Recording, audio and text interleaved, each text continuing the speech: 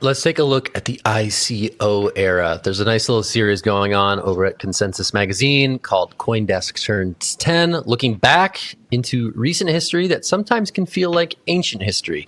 Now, ICOs are the era of the initial coin offering. All sorts of crazy shenanigans went on. The idea was lofty. We're going to democratize access to raising capital from investors the world over. The outcome was messy. By some counts, something like 80% of ICOs were just outright scams.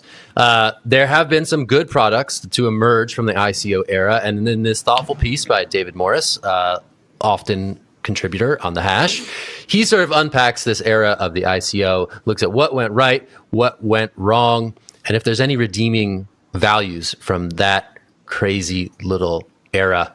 I'm going to throw this to Adam. You probably watched this more closely than the rest of us here on the Hash today. What did you think of this piece? What stood out to you? And what do you think is the lesson from the ICO boom times? I mean, I think that the important piece of information is to understand that everything happened in real time during this time. There was no plan. There were no best practices. Everybody was making it up. And if something looked like it worked, then that then became the thing that everybody else did.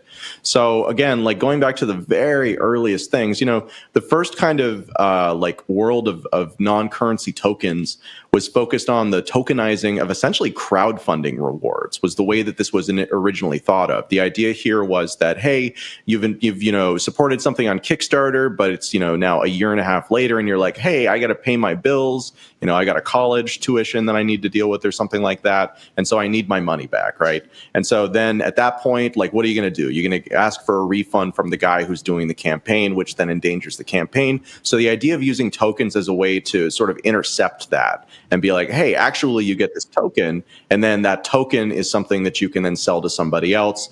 Like that really is the kind of core idea that then led to this ICO phenomenon.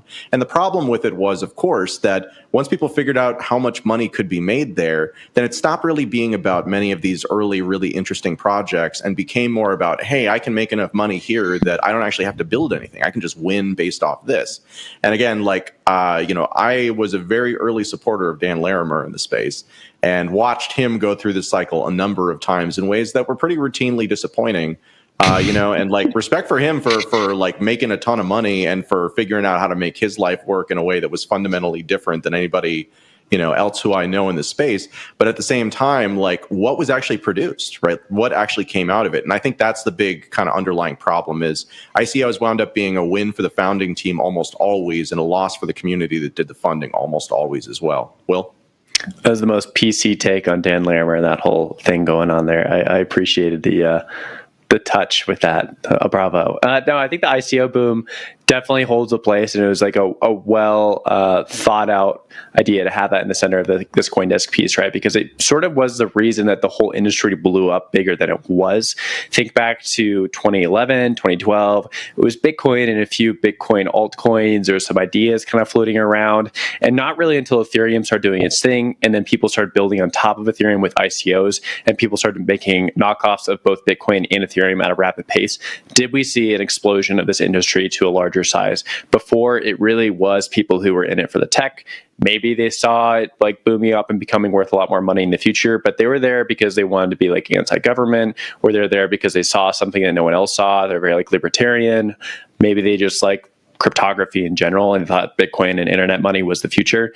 But we didn't really have that explosion of stuff until the ICO boom, right? And since then, we've had like a lot of solid projects come out of the ICO boom, which is awesome. And there's a great number of names within this article, so go check it out.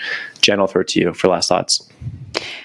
Yeah, wasn't this the first time that celebrities and influencers really got involved in crypto and started shilling projects? I feel like for me, when I think about the ICO boom, it was like the lessons around not listening to these people who we hold on a pedestal, which we still talk about on this show every day. And so when I think about the ICO boom, I think everyone needs to go and read this article and learn the lessons that came out of that era, because all the things we're talking about that happened then are still happening today. And if we take a moment to look at history, maybe we can forge a better future.